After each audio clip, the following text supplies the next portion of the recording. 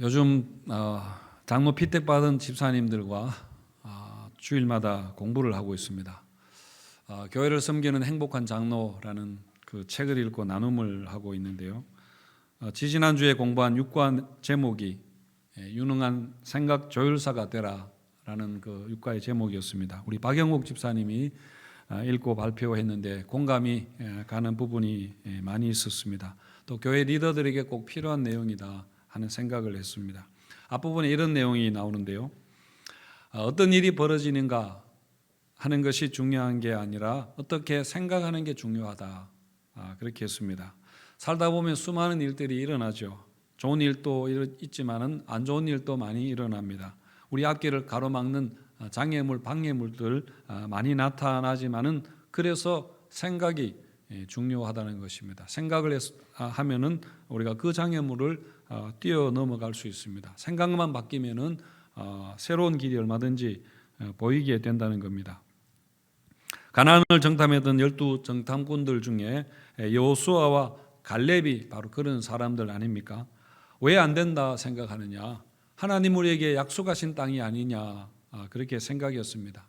그렇게 생각을 다르게 하니까 죽음의 땅처럼 보이던 것이 젖과 꿀이 흐르는 땅으로 그렇게 보였습니다. 결국 들어가서 승리하게 되었죠. 그래서 그 책에서 생각이 얼마나 중요한가에 대해서 말하면서 이렇게 이야기합니다. 생각은 운명을 결정한다. 우리 인생이 불행이냐 축복이냐 하는 것은 우리 생각에 달려있다.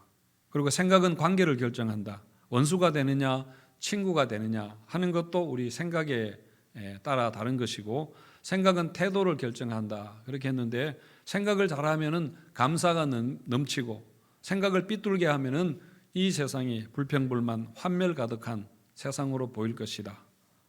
그리고 생각은 감정을 통제하고 행동을 결정한다 했습니다. 감정을 생각으로 잘 다스리는 사람이 사실은 성숙한 그런 사람이죠. 이렇게 생각하는 힘을 가져야 한다 하는 것인데, 사실 여기까지는 일반적인 내용입니다. 긍정적 생각을 하고 적극적으로 생각하라 하는 것은 우리가 어디서든지 흔히 많이 듣는 이야기이고요. 정말 또 중요한 이야기입니다. 필요한 그 삶의 자세입니다. 그렇지만은 우리가 유능한 생각 조율사가 되라 하는 것은 그런 차원을 넘어서 하나님의 생각과 조율되어야 한다라고 그렇게 봅니다. 피아노 조율사가 피아노 조율할 때 표준 음정에 맞추어서 그 피아노가 가지고 있는 가장 아름다운 소리를 내도록 그렇게 조율하는 것처럼, 장로뿐 아니라 모든 교회 리더는 내 성향에 맞추는 것이 아니라 좋은 게 좋다는 식의 그런 차원의 것이 아니라 성령의 생각에 맞추어야 한다는 겁니다. 그래서 성령께서 이끄시는 그런 교회가 되어야 합니다. 그러기 위해서는 우리가 가지고 있는 고정관념, 어떤 면에서 불신앙적인 고정관념들 우리가 버리고 성령의 생각과 조율할 수 있어야 하는데, 오늘 사도행전 10장 말씀이 베드로가 자신의 고정관념을 버렸을 때 어떤 일이 일어났는가 하는 것을 잘 보여주고 있습니다. 사도행전 10장은 고넬료라는 사람이 예수를 믿는 과정을 그렇게 보여주는 말씀인데요. 고넬료는 로마의 백부장입니다. 백부장은 100명 정도의 부하를 거느리는 군대 장교입니다. 우리나라로 치면은 중대장 정도 되는 사람이죠. 당시에 로마가 이스라엘을 지배하고 있었는데 고넬료도 로마 군인으로서 이스라엘에 파견 근무를 하고 있었습니다. 신약 성경에 백부장이 여러 명 나오지만 다 좋은 사람으로 나오는데 고넬료도 그렇습니다. 2절에 보시면은 그가 경건하여 온 지방과 더불어 하나님을 경외하며 백성을 많이 구제하고 하나님께 항상 기도하더니, 그렇게 했습니다. 아마 이스라엘에 와서 근무하다가 하나님을 이스라엘 그 유대인들에게 듣고 믿게 된 것 같은데요. 그런데 굉장히 열심히 잘 믿었습니다. 구제를 많이 하고 항상 하나님께 기도하는 사람이었습니다. 고넬료가 하루는 집에서 기도하는 중에 환상을 보게 됩니다. 그 환상 중에 성령께서 고넬료에게 지시하기를 지금 요빠에 가서 베드로라 하는 시몬을 초청하여서 신방을 받으라, 그렇게 하셨습니다. 그래서 고넬료가 이 자기 부하를 베드로에게 보냈습니다. 그런데 그 다음 날 베드로도 환상을 보게 됩니다. 베드로가 지붕에 올라가서 기도하는데 하늘에서 보자기에 산 그릇 같은 것이 땅으로 내려왔습니다. 그런데 그 그릇 안에는 유대인들이 부정하다고 그렇게 생각하는 짐승과 이런 여러 가지 음식들이 담겨 있었습니다. 그러면서 하늘에서 음성이 있기를 그것을 먹으라는 겁니다. 하지만 베드로가 그것을 먹을 수 없었습니다. 왜냐하면 다 율법에 부정하다고 먹지 말라고 규정한 것들이었기 때문입니다. 평생 그런 걸 먹으면 안 된다고 그렇게 믿어왔는데 그걸 어떻게 갑자기 먹을 수 있겠습니까? 하지만 하늘의 음성은 계속 먹으라는 겁니다. 그래서 먹으라, 못 먹겠다, 먹으라, 못 먹겠다 이렇게 거듭 3번이나 반복되었습니다. 베드로가 그 환상을 본 후에 이게 무슨 일인가 의아해하고 있는데 고넬료가 보낸 사람이 도착을 한 것입니다. 그때 성령께서 베드로에게 내가 보낸 사람들이니까 따라가라. 그렇게 해서 베드로가 그들을 따라서 고넬료 집에 가게 됩니다. 그래서 고넬료에게 무슨 일로 나를 여기까지 불렀느냐 하니까 고넬료가 자초지종을 이야기를 하는데요. 환상 중에 당신을 초청하여 말씀을 들으라는 음성이 있었다. 그렇게 합니다. 그러자 베드로가 그 이야기를 듣고는 고넬료에게 복음을 전합니다. 그때 고넬료와 온 집안이 다 예수를 믿게 되고 세례를 받았다 하는 것이 사도행전 10장의 내용입니다. 그런데 여러분, 이 사도행전 10장의 내용은 단순히 고넬료라는 한 사람이 예수를 믿었다는 그걸 이야기하려고 하는 것이라기보다는 이것은 역사의 흐름을 바꾼 역사적인 그런 사건입니다. 그래서 굉장히 길고 자세하게 사도행전에 기록을 하고 있습니다. 여러분, 작은 하나의 사건이 역사의 물줄기를 바꾼 그런 경우는 많이 있겠지만은 그러나 이 사도행전 10장의 말씀도 정말 기독교 역사의 획기적인 역사를 바꾼 그런 사건이었습니다. 지금까지 유대인 중심으로 흘러오던 하나님 구원의 역사가 드디어 유대 땅을 넘어서 이방인에게로 흘러가는 그런 순간이 되는 것입니다. 여러분, 이방인들이 구원받을 수 있다, 하나님 백성 될 수 있다는 생각은 이전에는 절대로 생각하지 못했던 겁니다. 지금까지 수천 년 동안은 유대인만 하나님의 택한 백성이다, 그렇게 확고하게 믿어왔습니다. 이건 유대인들의 종교적인 자부심을 넘어서 그들의 세계관을, 모든 삶을 그렇게 형성하고 있었습니다. 코페르니쿠스 이전에는 지구를 중심으로 태양이 돈다, 그렇게 믿었고 그 원리 이론을 따라서 모든 세계관이 다 형성이 되어 있었던 것과 마찬가지입니다. 그런데 그 고정관념이 깨어진 것이죠. 그래서 사도행전 10장을 주로 고넬료의 회심이라 제목을 붙이지만은 사실 이거는 고넬료의 회심이 아니라 베드로의 회심입니다. 베드로의 생각이 바뀐 사건입니다. 한 사람의 생각이 바뀌었을 때 이런 놀라운 일이 일어나지만은, 그러나 여러분, 사람의 생각이 바뀐다는 게 여러분 결코 쉬운 일이 아닙니다. 베드로의 경우를 다시 한번 살펴보겠습니다. 자, 베드로는 원래 고기 잡는 어부였습니다. 그러다가 예수님을 만나면서 예수님을 따르는 제자가 되었죠. 자기가 평생 일하던 배와 그물을 내던지고 심지어 부모와 가족을 떠나서 예수님을 따르기로 결단한 것은 여러분 그거 보통 일이 아닙니다. 여러분 그게 쉬운 일이겠습니까? 그렇지만은 그것은 사실은 시작에 불과했습니다. 이렇게 중대한 결단을 하고 예수님의 제자가 되었지만은 베드로에게는 변한 것보다 변하지 않는 것이 훨씬 더 많았습니다. 몸은 예수님을 따랐는데 베드로의 생각은 예수님을 따르지 못했습니다. 그래서 실수도 많이 하고 예수님께 꾸중도 많이 듣죠. 예수님을 따라다니면서 정말 예수님의 엄청나게 좋은 그 말씀들을 많이 듣고 정말 기적이 일어나는 것들을 그렇게 수도 없이 경험했지만은 그러나 그 모든 것을 베드로는 여전히 자신의 좁고 굴절된 세계관 안에서 그것을 이해했습니다. 그렇게 받아들였습니다. 그렇게 하다가 어떻게 되었나요? 결국 예수님을 떠나게 됩니다. 자기 열망에 갇혀서 자기의 기대와 바람으로 예수를 바라보다가 결국 예수님이 가는 길이 내가 추구하는 것과 다르다는 것을 알았을 때에 예수님을 떠나게 됩니다. 내가 바라던 메시아가 아니라고 생각했기 때문입니다. 어떻게 보면 베드로는 그때까지 예수님을 따랐던 것이 아니라 자신의 생각과 기대를 따랐던 것입니다. 예수님을 자기 이상을 실현해주는, 자기 꿈을 실현해주는 그런 분으로 생각을 했던 것이죠. 그렇게 예수님을 떠났다가 베드로가 예수님의 부활이라는 정말 엄청난 사건을 경험하면서 다시 베드로의 모든 생각이 깨어지게 됩니다. 그리고 다시 제자의 자리로 돌아오게 되죠.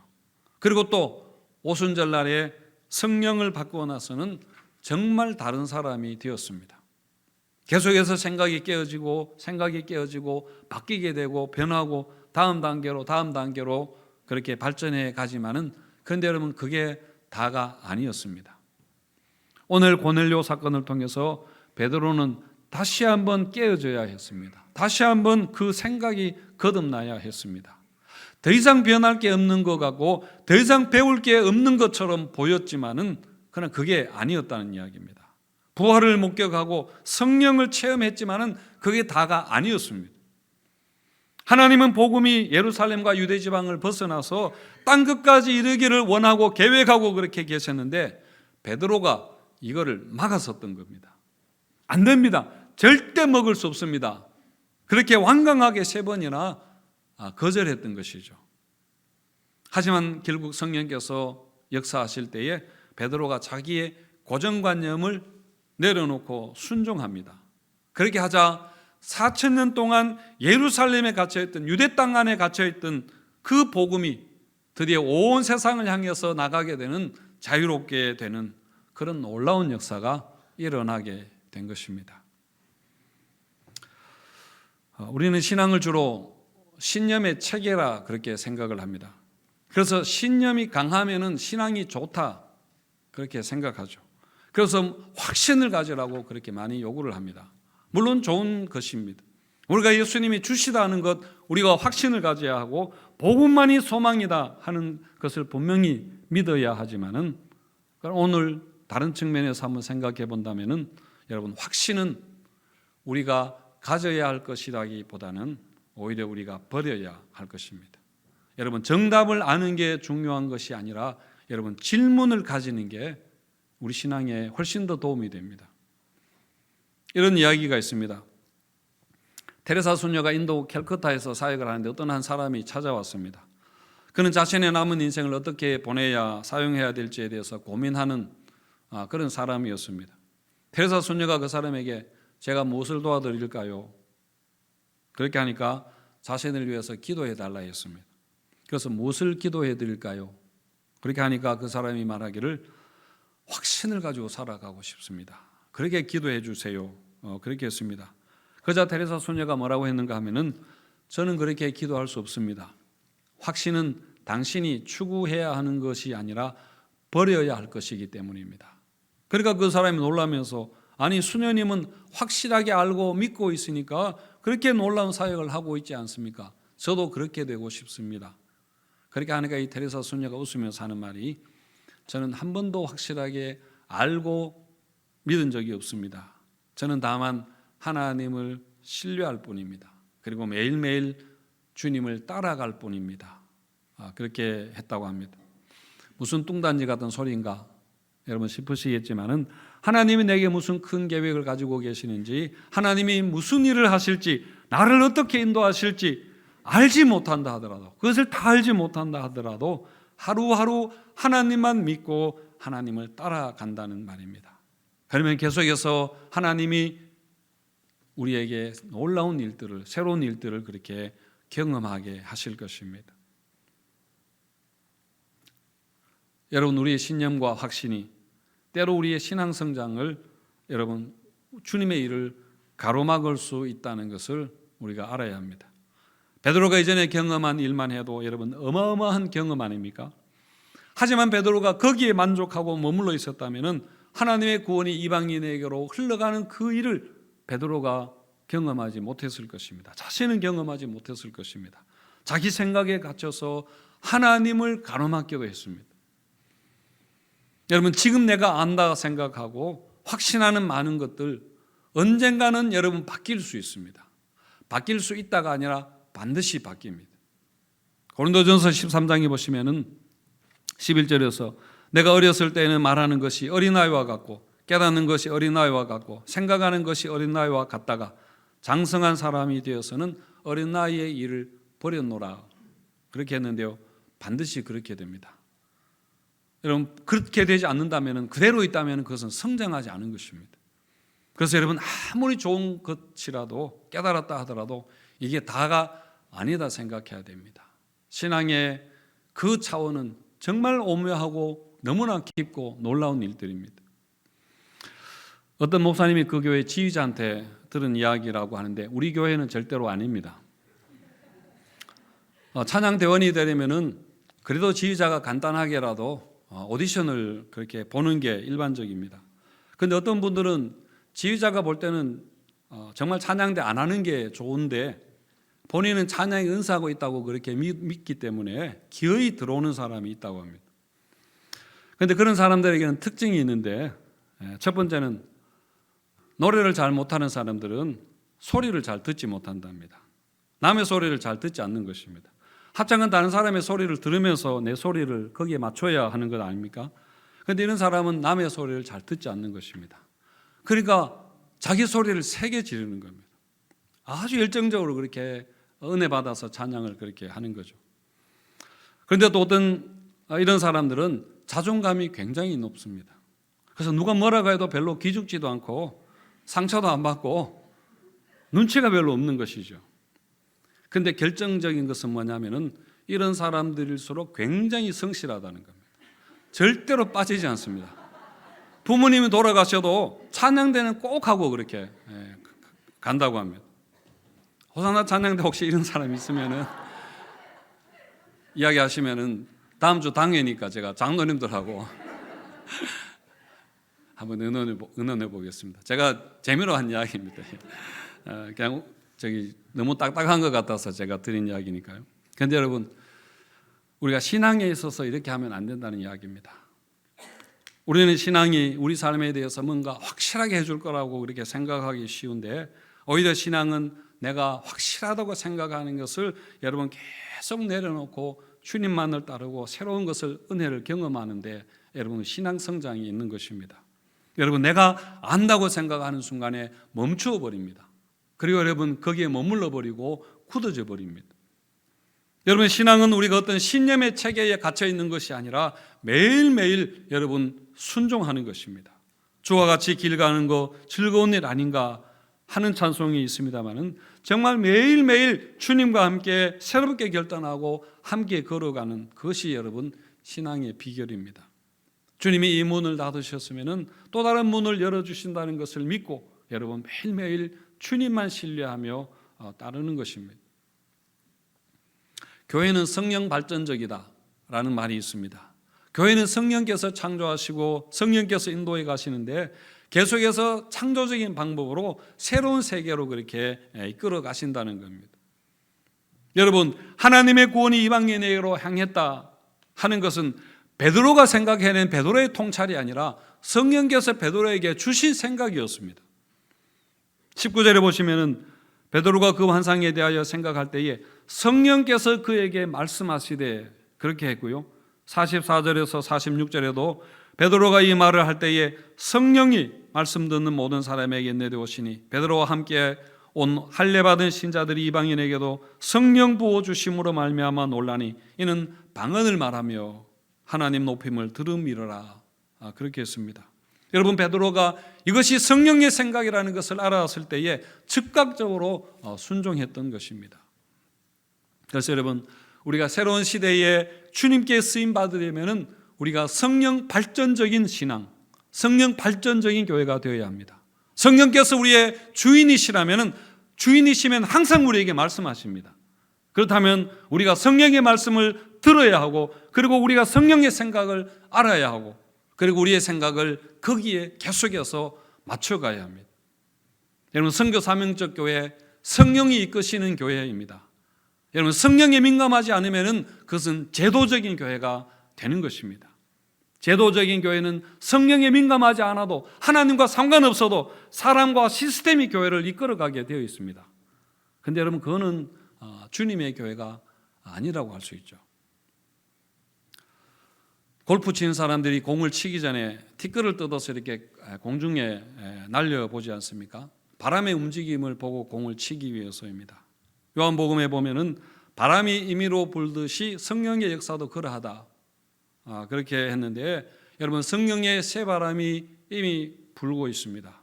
우리는 그 바람의 움직임을 알아서 성령의 역사를 알아야 그 성령의 역사를 경험할 수 있는 줄을 여러분 믿으시기를 바랍니다. 우리의 고정관념을 깨고 항상 성령의 이끄심에 민감하게 반응하는, 그래서 주님께 쓰임받는 우리 모두가 되시기를 주님의 이름으로 축원드립니다.